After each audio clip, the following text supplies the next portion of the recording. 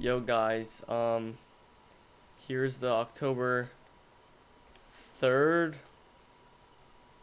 it's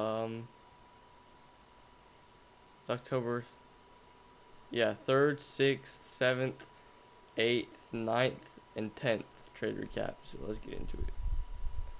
Yeah.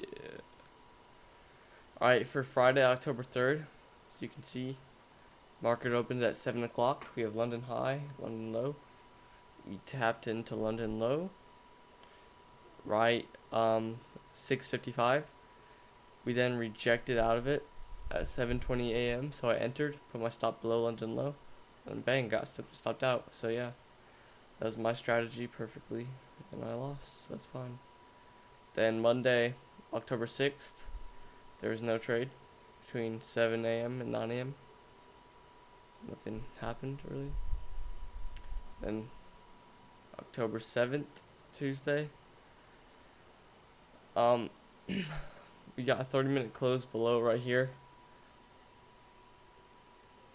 and I thought we were gonna sweep it because we inversed this, but then we ended up getting another 30-minute close below it, and then we tapped in and rejected right on the 30-minute close, so I entered and I got stopped out, but that was my strategy perfectly. And then Wednesday, October 8th, London low, London high, we tapped into London high, market up at 7, we tapped in, we rejected right here, and we got stopped out doing that, but my bias was correct, just barely got stopped out.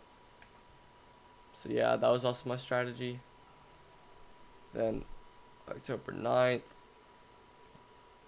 markets opens at 7, we tapped in and rejected all at 7, so I entered, and I also got stopped out doing that. And then October 10th, Friday,